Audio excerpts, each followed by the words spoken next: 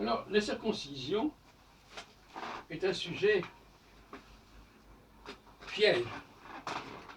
Je rappellerai qu'elle est posée essentiellement dans le livre de la Genèse, avec Abraham et Isaac, et qu'elle ne fait pas partie des 10 commandements. Il n'est pas marqué dans les 10 commandements, tu circonciseras tes mâles, tes garçons. En réalité, il y a un malaise par rapport à la circoncision. Il y a un malaise qui vient du fait qu'il s'agit de modifier quelque part, par le faire,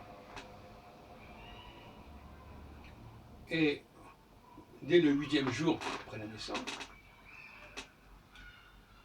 qui correspond d'ailleurs, si on est né un lundi, on aura une circoncision le lundi, si on est né un mardi, on aura une circoncision le mardi.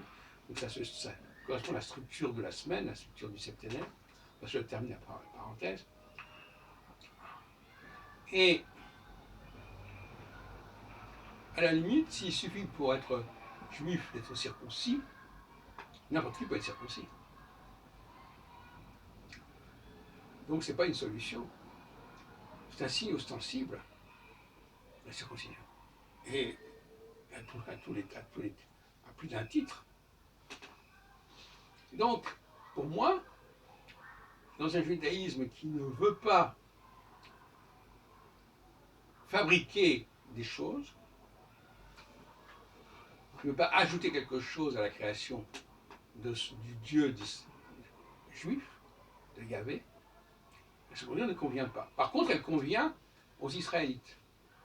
Or, comme je considère que le Pentateuque a été en grande partie l'œuvre des Israélites, on comprend que la circoncision soit mise en avant. Et d'ailleurs, si les Israélites sont bel et bien les auteurs de ces textes, s'ils parlent de circoncision, c'est parce que ça les intéresse. Ça les avantage. Alors, je sais bien qu'il y a la lettre aux Éphésiens de saint Paul qui dit voilà, il y a ceux qui sont circoncis et ceux qui ne sont pas circoncis. Ça, c'est beaucoup plus tardif, évidemment. C'est le premier siècle de notre ère. Mais globalement, la circoncision ne me paraît pas compatible avec la théologie juive telle que je l'ai définie. Elle me paraît plus d'origine israélite. Parce que les Israélites avaient intérêt, qui n'étaient pas juifs de naissance, à pouvoir le faire par le biais de la circoncision, qui était en fin de compte une forme de conversion.